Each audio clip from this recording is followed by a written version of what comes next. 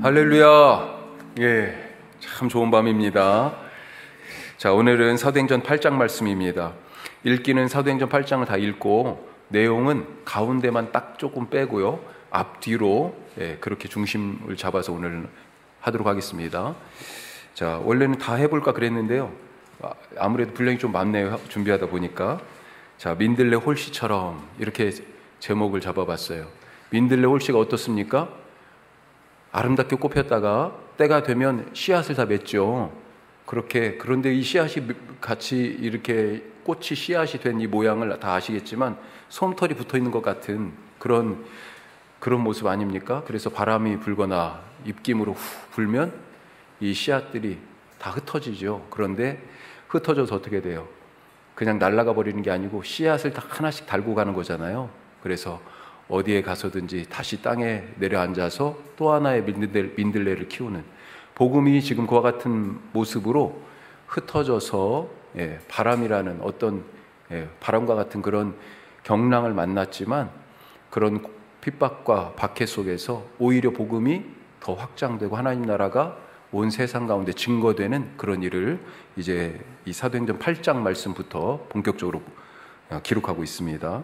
자, 7장은 6장은 예루살렘 교회 안에 있었던 공동체의 하나됨에 대한 위기, 구제하는 일에 있어서 헬라파 과부들이 소외되는 그런 일 때문에 교회 안에서 문제가 있었는데, 그것을 해결하기 위하여 안수하여 7명의 성령과 지혜가 충만한 사람들을 세웠죠. 사도들이, 교회가 세운 거예요, 교회가. 자, 그렇게 해가지고 세워서 사도들과 일을 분담하게 됐는데, 그 중에 스데반 집사님이 7장에서 복음을 전하다가 죽게 되는 그런 순교의 사건이 있고요. 그 일을 계기로 이제 교회가 핍박을 받고 사방으로 흩어지는 민들레 홀씨처럼 그 이야기가 8장에 나오겠습니다. 그래서 8장은 사실은 사도행전 1장 8절에 사도행전 전체의 비전, 밑그림이 있잖아요. 큰 청사진이. 그것을 본격적으로 반영하는 그런 장이라고 볼 수 있어요. 사도행전 1장 8절, 오직 성령이 너희에게 임하시면 너희가 권능을 받고 예루살렘과 온 유대와 사마리아와 땅 끝까지, 그렇죠? 사마리아에 지금 복음이 증거되는 장면을 오늘 읽겠습니다. 자, 내용을 먼저 노트를 한번 보시면 크게 세 단락으로 나눌 수 있겠어요. 8장을 3절까지는 예루살렘 교회가 핍박을 받고 흩어졌다라고 하는 거. 자, 흩어져서 그 중에 빌립 집사님이 4절에서 25절까지 어디로 갑니까? 사마리아에 가서 복음을 전하는, 사마리아 복음화에 대한 말씀이 4절에서 25절까지 말씀이에요. 자, 누가 중심이 됐습니까? 아까 안수하여 세워진 7분 중에 여기서는 집사라는 표현은 없어요. 사실은 사도행전에서 집사라는 표현은 없어요. 안수하여 세웠다고만 돼 있지. 그런데 참 희한하죠. 원래 우리는 편의상 집사라고 부릅시다. 이 7 집사님을 세울 때 이유가 뭐였다고요? 구제하는 일 때문에 형평성이 공평하게 그게 안 돼가지고 사도들이 그 일까지 다 하려다 보니까 말씀과 기도라고 하는 사도들이 좀 더 집중해야 될 그런 사역은 사실은 사도들의 사역의 1순위라고도 볼 수 있는데, 그런데 자기들은 거기에 더 집중하고 구제, 봉사지요. 디아코니아, 이 디아코니아, 봉사, 섬김의 일을 위해서 7분을 세웠거든요. 그런데 지금 뭐 하고 있어요? 빌립이? 사도들처럼 복음을 전하고 있어요. 말씀을 가르치고 있어요. 사역이 확장된 겁니다. 원래는 그런 일로 세워졌지만 사역이 넓어졌어요. 딱 그걸로 세워졌다고 그것만 하는 게 아닌 거죠. 하나님이 그의 그릇을 더 크게 하셨습니다. 자, 그래서 빌립이 사마리아의 복음을 전하는 빌립의 사역이 4절에서 8절까지 먼저 이제 제시가 되는데, 두 가지 방법을 했습니다. 하나는 뭐예요? 거기 써 있는 것처럼 표적, 그렇죠? 그 다음에 또 한 가지는 뭡니까? 말씀이에요. 이건 좀 이따 다시 더 나누겠습니다. 말씀과 표적이라는 방법을 가지고 복음을 증거했습니다. 자, 그랬더니 사마리아 사람들이 예수를 믿고 세례도 받고 그러네요. 자, 그 중에 9절에서 13절에 누가 나오냐면 시몬이 나옵니다. 그런데 이 시몬이 그동안의 사마리아 성에서 큰 명성을 떨치던 사람이었어요. 신의 능력이다 이런 별명까지 받았어요. 마술로 아주 사람들을 눈속임한 거죠. 그래서 번역을 뭐라고 했냐? 마술사 시몬, 마술사. 그런데 이 시몬까지도 세례를 받았어요. 놀라운 일이죠. 자, 그리고 이런 일이 예루살렘 교회에 알려졌습니다. 그래서 두 사람이 파송됐습니다. 베드로와 요한을 밑줄 쳐놓은 게 왜 밑줄을 쳐놨냐? 오늘은 안 하는데 다음 주에 요한이 그 전에 예수님한테요, 사마리아가 예수님 거부하니까 뭐라고 그랬냐면 누가복음에서 저기에다가 하늘에서 불을 내려가지고 저기를 다 태워버릴까요? 저 동네를? 막 이런 얘기를 했던 게 요한이에요. 그런데 그런 요한이 지금 사마리아 성에 가가지고 복음을 빌립에 이어서 전하게 됐다. 참 놀라운 변화죠, 이것도. 자, 그래서 베드로와 요한이 와서 사람들에게 안수하고 성령을 받게 한다. 자, 빌립은 어떤 사역을 했냐면 말씀을 증거하고 기적도 보여줬지만 그들이 그런 과정들을 통하여서 예수를 믿는 고백이 있는 자들에게 세례를 줬어요. 그런데 베드로와 요한은 와서 안수하고 그들에게 성령이 임하도록 했다. 이거는 다음 시간에 나누도록 하겠습니다. 좀 이게 약간 특별한 주제예요. 자, 계속해서 18절에서 25절은 이런 일들을 보고 마술사 시몬이 마음이 저것도 다른 거네? 막 이런 생각이 든 거죠. 그래서 나도 저 성령 받았으면 좋겠다. 그래가지고 내가 누군가 안수하면 그 사람들도 저렇게 좀 됐으면 좋겠다. 옛날 버릇 지금 스물스물 올라온 거예요. 자, 마술사 시몬이 그래서 돈으로 뭘 사려고 그래요? 성령을 사려고 했다. 그것 때문에 책망받고 엄청난 회개하라는 그런 말을 들었죠. 자, 오늘 또 다룰 26절에서 40절 마지막 세 번째 단락은 빌립이 이제 사마리아 사역을 끝내고 어디로 가요? 이디오피아 여왕 간닥의 내시라고 되어 있지만 고위 관리입니다. 고위 관리. 그를 만나서 복음을 전합니다. 어디로 가냐? 가사, 해안 도시예요. 지중해 해변에 있는. 사마리아는 산지예요. 예루살렘보다 북쪽이고. 자, 거기 지도 있죠? 지도 참조해서 보세요. 화살표로 되어 있습니다. 좀 그림이 작아서 보시기가 불편할 수도 있겠습니다만. 자, 그 가사까지는 안 가고 가사 가는 길에서 이제 만난 거죠. 그러면서 거기에서 만나고 그리고 나서 내시가 성경을 읽고 있었습니다. 성경이 근데 무슨 뜻인지 몰라. 그래서 그걸 뜻을 가르쳐 주죠. 어떤 성경 내용이었냐? 이사야서 53장 말씀이에요. 그는 실로 우리의 죄악을 위하여서 고난 당하셨다라고 하는 그런 이사야서의 말씀. 한마디로 고난받는 여호와의 종에 대한 말씀인데 이 사람이 이렇게 해가지고 결국 죽임 당하는데 이 죽는 죄 없이 이렇게 죽는 이 사람이 누군지를 모르겠어요. 그래서 빌립이 바로 이 성경에서 말하는 이 사람이 예수님이다라고 예수님을 증거하게 되죠. 그리고 그 말씀을 듣고 내시가 믿음이 생겨요. 그래서 물 있는 곳에서 세례를 줍니다. 자, 그리고 나서 빌립이 또 어디로 가요? 아스돗. 지금 원래 성경에는 아소도라고 되어 있는데 이게 구약부터 나오는 블레셋의 도시 중에 하나인 아스돗을 뜻하는 것 같아요. 그리고 마지막에는 가이사라까지 갑니다. 가이사라는 신도시예요. 가이사. 누굽니까? 가이사가? 시저. 황제죠. 가이사라. 그러니까 황제에게 봉헌된 신도시예요. 항구를 새로 만든 겁니다. 요빠라고 하는 전통적인 도시가 있었어요. 해안 도시가. 그 위에 거기 지도에도 있죠. 요빠가 있고 맨 마지막 종착점이 어디예요? 가이사라잖아요. 맨 위에. 해안 도시. 해안선 맨 위에. 그렇죠. 가이사라까지 가는데 이 가이사라는 그래서 로마 총독이 주둔합니다. 새로 건설한 항구 도시예요. 나중에 바울이 잡혀가지고 예루살렘에 있다가 이 가이사라, 총독이 있는 이 가이사라, 총독과 군대, 로마 군대가 있는 가이사라로 압송되죠. 자, 그래서 거기 혹시 못 채운 데가 있으십니까? 밑에서 세 번째 칸 26절에서 29절. 성령이 빌립을 가사로 가는 어디로 보내요?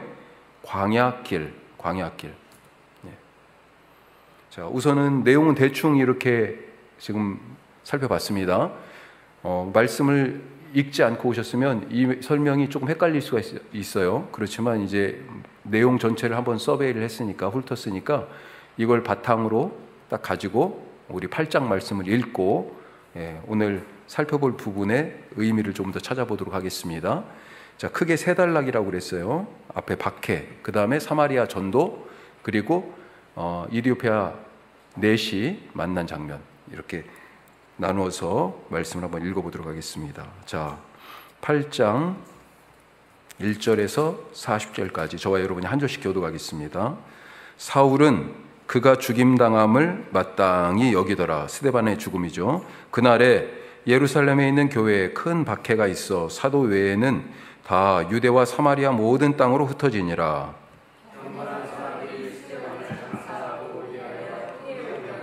사울이 교회를 잔멸할세 각 집에 들어가 남녀를 끌어다가 옥에 넘기니라.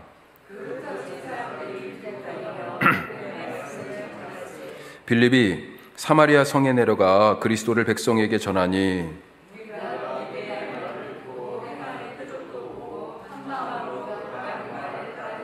많은 사람에게 붙었던 더러운 귀신들이 크게 소리를 지르며 나가고 또 많은 중풍병자와 못 걷는 사람이 나으니 그 성에 시몬이라 하는 사람이 전부터 있어 마술을 행하여 사마리아 백성을 놀라게 하며 자칭 큰 자라 하니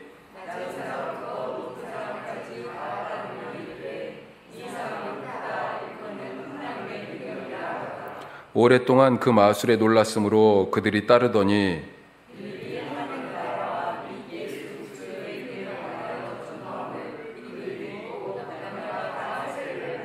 시몬도 믿고 세례를 받은 후에 전심으로 빌립을 따라다니며 그 나타나는 표적과 큰 능력을 보고 놀라니라.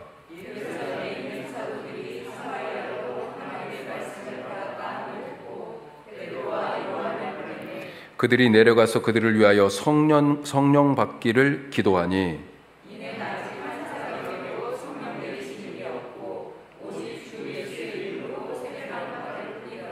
이에 두 사도가 그들에게 안수하며 성령을 받는지라.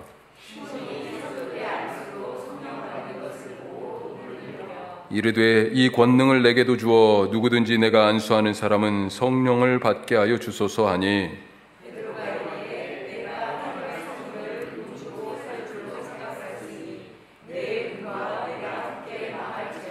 하나님 앞에서 내 마음이 바르지 못하니 이 도에는 내가 관계도 없고 분깃될 것도 없느니라.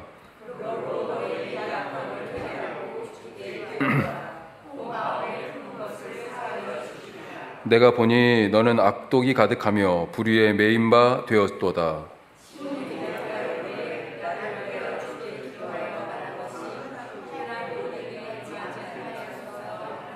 두 사도가 주의 말씀을 증언하여 말한 후 예루살렘으로 돌아갈새 사마리아인의 여러 마을에서 복음을 전하니라.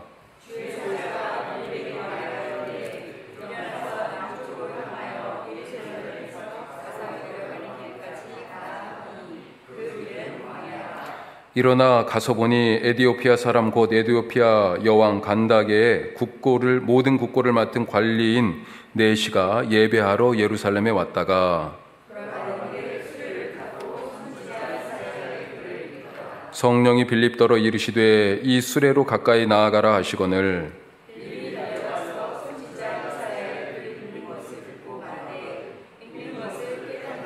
대답하되 지도해 주는 사람이 없으니 어찌 깨달을 수 있느냐 하고 빌립을 청하여 수레에 올라 같이 앉으라 하니라.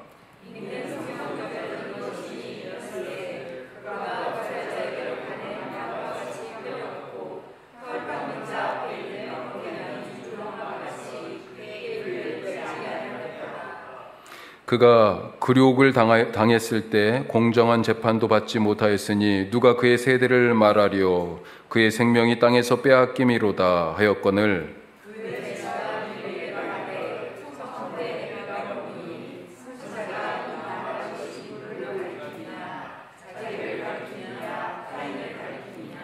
빌립이 입을 열어 이 글에서 시작하여 예수를 가르쳐 복음을 전하니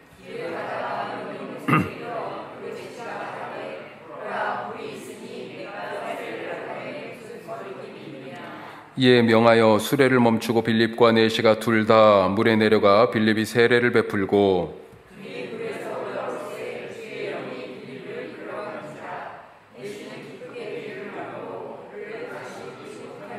빌립은 아소도에 나타나 여러 성을 지나 다니며 복음을 전하고 가이사라에 이르니라. 아멘. 아멘. 우리가 네 가지 질문 한번 해봅시다. 오늘 읽은 말씀 가운데 사마리아 그 마술사 시몬과 관계된 특별히 그런 부분들을 오늘은 딱 빼고요. 앞 뒤로 중심으로 해가지고 말씀을 나눠보죠. 자, 첫 번째, 왜 의인이 고난을 받는가? 왜 의인이 고난을 받는가? 이런 질문을 우리가 한번 해볼 수 있어요. 왜? 교회가 지금 핍박을 받고 있잖아요. 스데반의 죽음을 계기로 교회가 사방으로 흩어지게 됐습니다. 우리 1절 뒷부분 말씀이 바로 그거잖아요. 예, 교회가 깨졌습니다. 예루살렘 교회가 스스로 어려움을 자초해서 이렇게 됐습니까? 매맞을 짓을 했습니까? 소위 말해서 뿔뿔이 흩어져야 할 무슨 큰 잘못을 범했나요? 그때마다 문제가 있었어요. 아나니아 삽비라 사건도 있었고 매일 구제에서 일부 사람들이 배제되는 불공평한 일도 있었고, 그런데 그때마다 일을 다 잘 바르게 해결했어요. 예, 실수를 수정하면서 왔어요. 하나님이 그 정도 못 봐주실까요? 예. 오히려 이 예루살렘 교회는요, 성령 충만했고 출발이 그거잖아요. 또 사명에 충실했습니다. 왜요? 사도들이 매맞으면서도 옥에 갇히면서도 다시 나와서 또 증거하고, 성도들은 끝까지 사도들을 지지하면서 같이 기도하고 기다렸고 한 몸처럼 움직였어요. 또한 하나님의 나라가 무엇인지 보여줬습니다. 하나님의 백성은 이렇게 사는 거야. 삶의 다른 모습을 보여줬어요. 우리가 알다시피 로마 제국의 견고한 그 악의 시스템이 얼마나 지금 강고합니까? 로마의 법이 지배하는 그런 사회 속에서 지금 숨막히게 살고 있잖아요. 거기에서 탐욕과 소유를 부추기는 그런 세상 속에서 살면서 그것을 거부한 거예요. 그래야 사는 게 편한데, 그래야 출세할 수 있는데, 그러면서 세상 질서를 거부하고 대신 뭘 선택했습니까?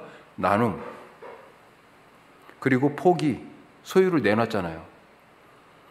그러면서 하나님 나라가 무엇이냐, 하나님 나라 공동체를 실천했습니다. 자, 그러니까 누구에게 해를 끼친 것도 아니에요. 그런데 교회가 핍박을 받아서 뿔뿔이 흩어졌다 하는 거죠. 왜 교회가 핍박을 받았습니까? 조금 더 좁혀서 다른 말로, 왜 의인이 고난을 받습니까? 먼저 두 가지 생각해 볼 수 있을 것 같아요. 뭐냐? 이거는 의인과 악인 상관없이 이 땅에 살아가는 모든 사람에게 이런 일들은 일어난다. 그렇잖아요. 하나님도, 예수님도 그렇게 말씀하셨죠.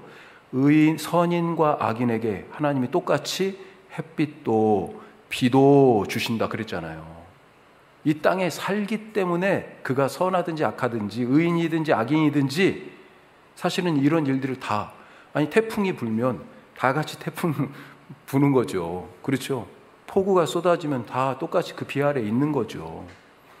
이런 관점으로 한 가지 생각할 수 있어요. 그래서 왜 의인이 고난받느냐라고 얘기했을 때 의인뿐만 아니라 악인들도 이 땅에 살아가는 사람이기 때문에 그런 일들이 올 수 있어요 라고도 얘기할 수 있는 부분이 있죠. 하지만 분명한 또 한 가지 대답은 그가 의인이기 때문이다 라고 하는 것입니다. 그 고난은 그가 의인이기 때문이다. 스데반이 돌에 맞아 죽었습니다. 말씀에 순종하며 말씀 붙들고 그것을 사내들인 공회 앞에서 담대하게 선포했잖아요. 예수님이 누군지, 율법과 성전을 모독했다, 그런 죄목으로 거짓 고발돼가지고 사내들인 공회 앞에 섰는데, 지난 시간에 우리가 나눈 것처럼 그걸 철저하게 구약의 이야기들을 쫙 엄청 길게 설교했잖아요. 예, 실장에서. 그러면서 그걸 다 논박했습니다. 자, 그렇게 말씀에 순종하고 말씀에 철두철미했는데 목숨을 잃었습니다. 베드로는요, 복음을 증거하다가 아시다시피 계속해서 옥에 갇히고 그렇습니다. 매 맞고. 바울도 죽을 고비를 숱하게 넘겼어요. 자, 그런데 생각해 보니까 예수님이 그렇게 십자가에서 죽으셨네요. 그렇게 고난받고 죽으셨어요, 예수님이. 뒤에 우리가 말씀 읽었습니다만 에디오피아 내시가 읽는 이사야의 그 구절, 고난받는 여호와의 종, 바로 예수님에 대한 얘기죠.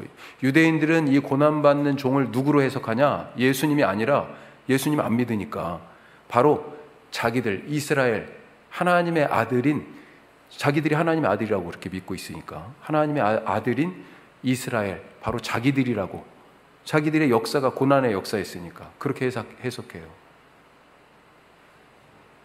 자, 그런데 예수님이 바로, 베드로가 바로, 바울이 바로, 오늘 스데반이 바로 의인들이 고난을 받더라. 의인이 고난받는 것은 왜 받아요? 하나님의 사람이기 때문에. 세상 질서를 거부하고 하나님의 질서를 따르기 때문에. 그래서 의인들이나 그 의인들이 같이 함께 있는 교회, 교회를 보면 사탄은요, 위기의식을 느낍니다. 아니, 땅의 권세를 잡은 자가 누구예요? 아니, 사탄 자기잖아요. 계시록에 보면, 지금 새벽에 계속 계시록을 봤습니다만, 이 용이요, 하늘에서 거짓말하고 참소하면서 다른 사람들을 하나님 앞에서 막, 그렇게 어떻게 하면 걸려 넘어뜨릴까? 그 에덴 동산에서 하던 그런 짓을 했단 말이에요. 그러다가 미가엘과 그의 천사들하고 싸워가지고 져서 하늘에서 쫓겨나왔어요, 땅으로. 그러니까 땅에선 지금 왕노릇 하는 거예요, 지가. 그런데 땅에서도 지금 위기의식을 느껴요. 왜? 하나님의 자녀들이, 하나님의 아들들이, 여기서 저기서 막 이렇게 스데반, 베드로, 바울, 심지어는 예수님까지 오셔가지고 위기의식을 느끼는 거죠. 어떻게 해야 됩니까? 죽여야 될 거 아니에요. 자기 영역이 침범당하고 있습니다. 이러다가는 자기 망하게 생겼어요. 예수님이 오셔가지고 어땠어요? 귀신을 쫓아냈잖아요. 지금 자기 영역이 쪼그라들고 있어요. 가만히 놔두면 안 되겠죠. 사실은 예수님이 처음 등장할 때 그래서 사단이 뭐 했습니까? 그 하늘에서 하던 참소하고 거짓말하던 그 버릇을 그대로 가지고 예수님을 유혹했잖아요. 초장에 이 아들, 하나님의 아들을 어떻게 좀 해보려고. 사탄이 그런 위기의식을 가지고 싸움을 걸어오기 때문에 의인들이 고난을 당하게 돼 있는 거예요. 자, 이렇게 사단이 영적 싸움을 우리에게 걸어올 때 우리는 어떻게 해야 됩니까? 그래서 이것을 고난으로 인식하시면 안 돼. 고난이 아니라 뭐라고 해야 돼요? 아하, 이제 하나님이 뭔가 하시겠구나. 하나님이 이제 뭔가 하시겠구나. 하나님의 일이 곧 일어나겠구나. 이렇게 기대하시기 바랍니다. 이러다가 내가 망하겠구나. 이러다 내가 죽겠구나. 이 어려움 속에서 내가 눌려가지고 너무 스트레스 받는다가 아니고 어떻게 생각해요? 그런 어려움, 어떤 문제들이 내 앞에 탁 하고 가로막고 있을 때 이제 하나님이 뭔가 하시겠구나. 기대하시기 바라요. 성경이 그런 얘기들이잖아요. 다윗을 보십시오. 골리앗이라는 문제가 탁 가로막고 있었잖아요. 그때 하나님의 일이 일어났습니다. 말도 안 되는 얘기잖아요. 그래서 믿기 어렵다고 그러잖아요. 요셉이 어떻습니까? 형들에게 인신매매 당했습니다. 인신매매 당하고 노예로 팔려가고 심지어 죄수까지 됐어요. 그때마다 요셉이 아무것도 할 수가 없었습니다. 무기력했어요. 하지만 그때 그 깊은 무기력의 자리에서 하나님이요 뭔가를 하셨어요. 하나님의 일이 일어났어요. 홍해 앞에서, 이거 너무 식상한 얘기들이라서 다 너무 잘 아는 얘기라서, 홍해 앞에서 마찬가지잖아요. 이게 이 이스라엘 백성들이, 모세와 이스라엘 백성들이 이 홍해 앞에서 뭘 해요? 뒤는 바로의 군대, 앞에는 홍해. 이때요 기대해야 된다니까요. 어떤 기대? 하나님이, 우리는 아직 몰라. 이 홍해 바다가 갈라질 줄 어떻게 알았어요? 이스라엘 백성들이. 하지만 분명한 것은 하나님이 이 문제를 가만히 두지 아니하신다라고 하는 것입니다. 하나님이 뭔가 하시는구나, 하나님의 일이 곧 일어나겠구나 기대하시기 바랍니다. 다윗은요, 다윗 자신이 생각했던 그 길을 걸어간 게 아닙니다. 다윗이 생각하지 못한 길을 걸어갔어요. 사울 왕에게 그렇게 배신당하고 사울의 군대에 쫓길 줄 알았습니까? 아니, 왕의 부마가 된다고 그랬을 때, 사위가 된다고 그랬을 때 나름대로 얼마나 기대하고, 야, 나 출세했구나 그랬을 거 아니에요. 그런데 그것 때문에 지금 죽게 생겼어요. 자기가 생각했던 어떤 인생의 로드맵이 있었겠죠. 그런데 그 길을 걸어간 게 아닙니다. 요셉도 마찬가지예요. 자기가 계획하지 않은 길이었어요. 누가 인신매매를 계획하고 누가 종살이로 죄수되는 걸 계획해요. 그래서 잠언에서 뭐라고 얘기합니까? 잠언 거기 16장 9절 말씀 노트에 같이 한번 읽읍시다. 사람이 마음으로 자기의 길을 계획할지라도 그의 걸음을 인도하시는 이는 여호와시니라. 아멘. 아멘. 사람은 자기가 계획한 길이 아니라 하나님이 계획한 길을 가게 되어 있습니다. 그 하나님의 길은 인간, 우리의 길보다 높아요. 높아. 차원이 다르다는 얘기입니다. 그래서 때때로는 이해가 안 가요, 잘. 이 길로 가면, 어떻게 이 길로 가지? 이해가 잘 안 가. 요셉이 그 자기가 걸어왔던 애굽의 총리가 될 때까지 그 길을 한번 생각해 보세요. 이해가 안 가요, 그 길이. 그런데 하나님의 길은요, 높아요, 높아. 차원이 달라요. 자, 이사야 55장 말씀 같이 해요. 이는 하늘이 땅보다 높음같이 내 길은 너희의 길보다 높으며 내 생각은 너희의 생각보다 높음이니라. 아멘. 믿으시기 바랍니다. 자, 그래서 첫 번째 질문에 대한 답 뭐라고 그럴까요? 하나님의 길. 하나님의 길은 높다. 하나님의 길은 차원이 달라요. 그래서 때때로는 내가 가지고 있는 이 생각의 차원, 인생 경험의 차원, 지식의 차원에서 그 길이 잘 안 보여요. 하지만 다시 말씀드리지만 내가 감당할 수 없는 어떤 문제들이 내 앞에 딱 산처럼 있다, 바다처럼 있다, 불가능해요.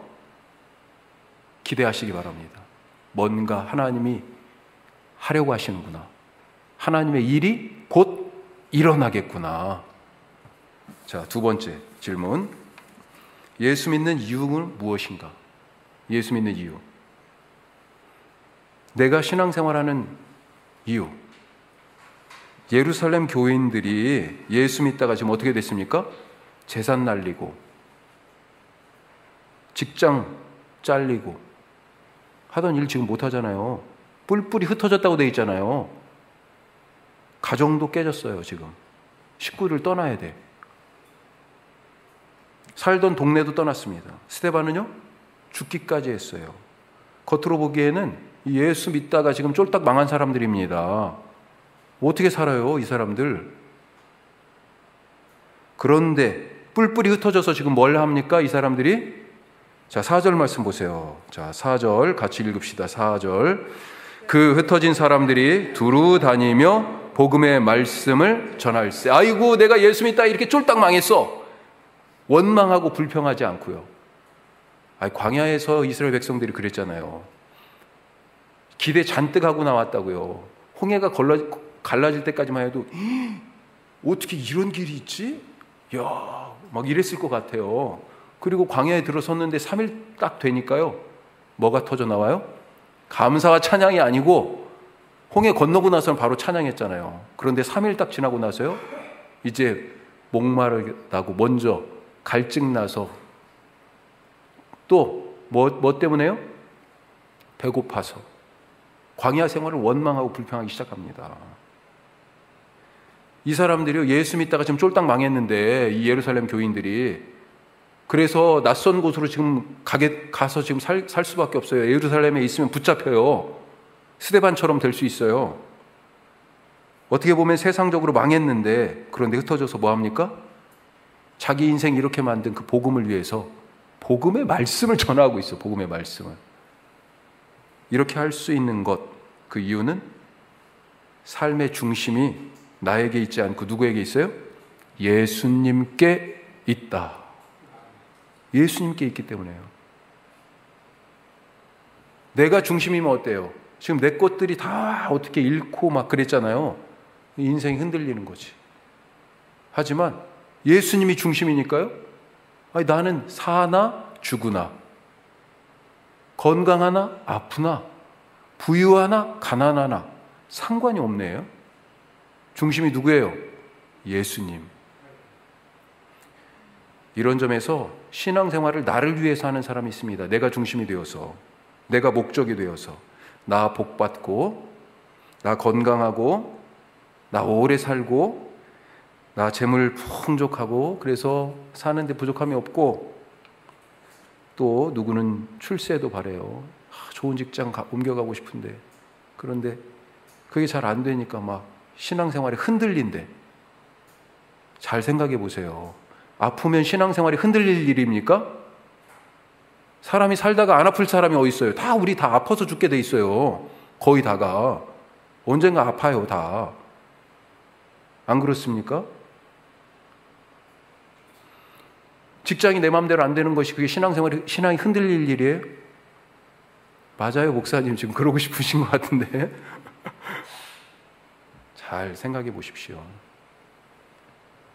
참 쉬운 말은 아니에요. 하지만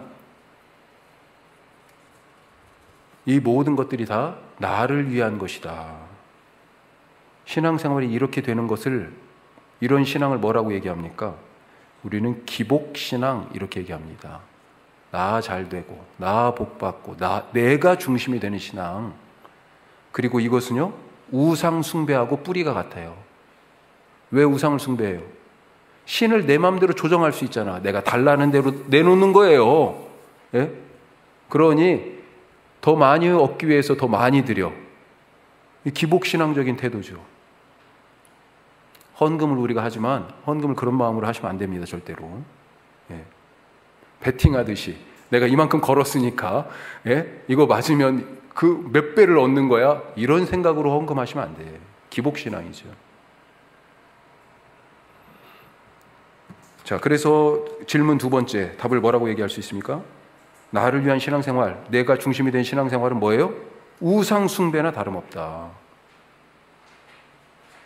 이걸 기복신앙이라고 얘기하고, 이것이 뿌리가 우상 숭배와 연결되어 있어요.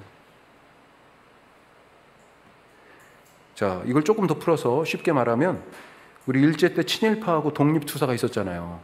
물론 모든 사람이 다 친일파고 모든 사람이 다 독립투사, 이렇게 다 완전히 딱 둘로 나눌 수는 없어요. 뭐 이것도 저것도 아니게 산 사람들이 훨씬 더 많죠, 사실은. 그런데 입장이 다른 두 부류의 사람이 있었습니다. 친일파와 독립투사. 무엇을 위해서 친일했습니까? 나라를 위해서 친일한 거예요? 아니죠. 자기를 위해서 친일한 겁니다. 자기 살려고. 그런데 독립투사는 뭐 했어요? 무엇을 위해서 독립운동했습니까? 왜 독립군이 되었어요? 자기를 위한 것이 아니라 나라를 위해서 했어요. 그러니까 친일파는 자기 목숨을 보존했고, 그렇죠? 독립투사는요, 자기 목숨을 버렸습니다. 완전히 다른 거죠. 완전히 다른 것입니다. 나는 어떤 신앙생활을 하고 있습니까? 자, 세 번째 질문. 사마리아가 복음화됐습니다. 자, 무엇이 사마리아를 이렇게 바꿨을까요? 무엇이요? 우리 아까 잠깐 말씀드렸어. 빌립이 두 가지 방법을 썼습니다. 예. 자, 6절 말씀에 보면 말씀과 표적. 그렇죠. 6절 말씀에 보면 말씀과 표적이 나와요. 어떤 표적들이 행해졌습니까? 7절에 같이 한번 보죠. 자, 어떤 표적들? 많은 사람에게 붙었던 더러운 귀신들이 크게 소리를 지르며 나가고, 또 많은 중풍병자와 못 걷는 사람이 나으니, 와, 놀라운 일이죠. 가끔 목사로서 그런 생각을 해요. 내가 기도하면 다 나았으면 좋겠다.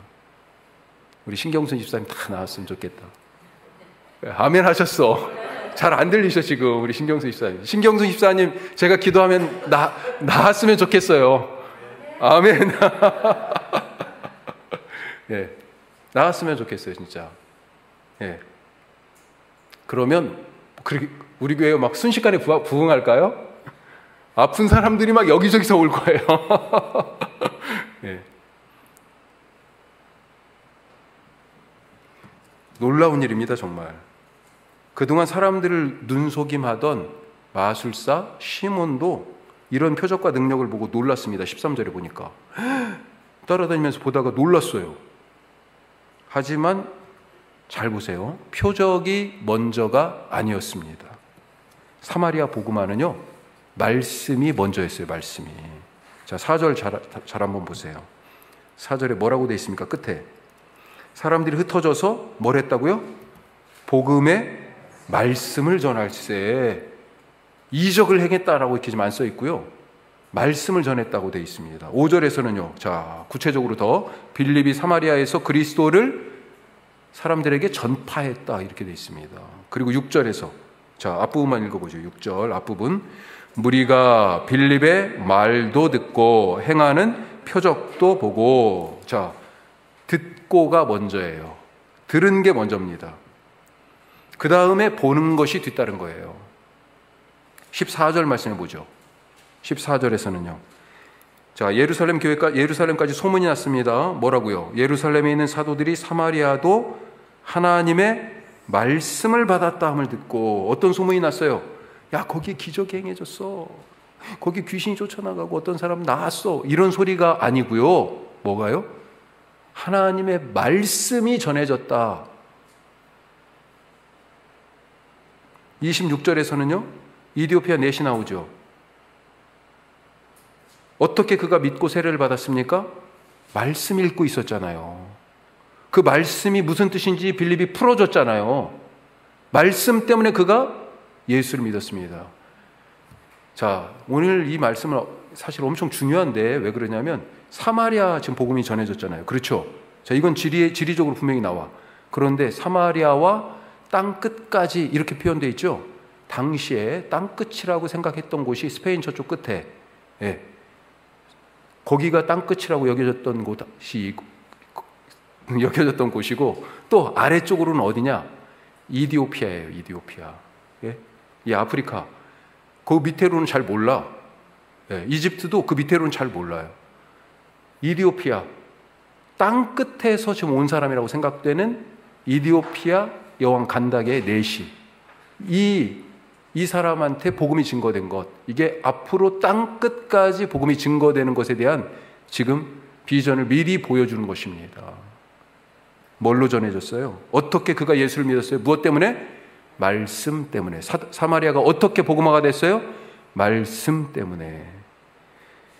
기적, 그런 다양한 눈에 보이는 표적들이 중요합니다. 신앙이 없는 사람들에게는 그것이 큰 도움이 돼요. 하지만 말씀이 먼저입니다. 표적은 그 말씀을 보충하는 수단이에요. 우리가 신앙생활하면서, 그래서 지금은 한국교회가 그런 은사주의가, 소위 말하는 은사주의가 좀 덜한데, 옛날에는요 열렬하게 그런 은사를 사모했어요. 눈에 보이는 말씀이 먼저인 것을 우리가 잊지 마시기 바랍니다. 표적이 필요하면 하나님이 주셔요. 예? 눈에 보이게. 표적이 필요 없이도 예수를 믿는데 굳이 뭐 표적이 필요해요? 그래도 보기를 봤으면 좋겠다 하시면 구하십시오. 하나님이 주실 거예요. 나는 그거 봐야 믿겠는데. 그러니까 도마한테 예수님이 오셨잖아. 그렇죠? 나는 봐야 믿겠어요. 그러니까 누구는 듣기만 해도 예수님 부활하셨어? 그랬는데 도마는 나는 봐야 돼. 봐. 그랬더니 예수님 보여주잖아요. 예수님, 하나님이요 얼마나 친절하신 분인지 알 수가 없어요. 우리 수준에 맞춰주십니다. 예? 마지막 질문 네 번째. 자, 오늘 말씀에 나오는 빌립은 어떤 사람인가? 단도직입적으로 얘기하면 성령의 사람이다. 성령. 우리가 알다시피 빌립은 소위 7 집사 중에 하나입니다. 그런데 사도행전 6장 3절 혹은 5절에 보면 이 집사를 세울 때 기준이 있었어요. 뭡니까? 성령과 지혜가 충만한 사람. 또 한 가지는 믿음과 지혜가 충만한 사람. 아니, 믿음과 성령이 충만한 사람. 그러니까 성령은 두 번 계속해서 나오네요. 성령 충만한 사람이었어요, 빌립은. 사마리아에서 사실 대단한 성과를 거뒀잖아요. 그렇죠. 지금 사마리아가 빌립 때문에 뒤집어졌습니다. 모두가 다 세례받았어요. 심지어는 가장 큰 영향력을 미치던 마술사 시몬도 세례를 받았잖아요. 와, 이제 사마리아에서 빌립 모르는 사람이 없어.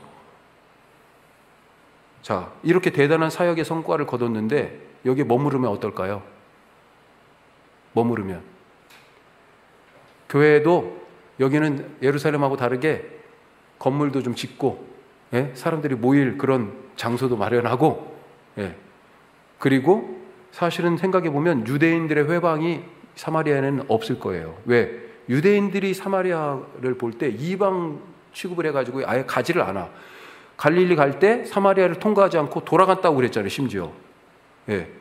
그러니까 유대인들이 여기까지 와가지고 간섭할 일이 없어요. 그러니 야, 사마리아에 그냥 눌러 앉아야지. 그럴 수도 있습니다. 그런데 빌립은요, 성령님께서 그를 광야길로 인도하시니까 어때요? 그대로 따라갔습니다. 그것도 가만히 보면 가사로 가는 길로 가라 그러면서 광야로 내보냈다 그랬어요. 그러니까 어디다라고 사실은 특정 지점을 거기까지 가 이렇게 얘기한 게 아니고 아브라함처럼 그냥 대충 방향만 알고 간 거예요. 가서 무슨 일이 있을지 알지도 못해요. 하지만 순종합니다. 성령님을 따라갔다. 자, 그러다가 광야길에서 저기 수레 가는 것이 수레가 보이네요. 그러니까 성령님이 또 어때요? 저 수레로 가라, 가까이 가라. 거기서 이디오피아 이 내시를 만나서 복음을 전한 후에 또 어땠습니까? 성령님이 또 이끄시네요. 그러면서 아소도 또 가이사라 이렇게 인도하세요. 성령의 사람은 누구예요?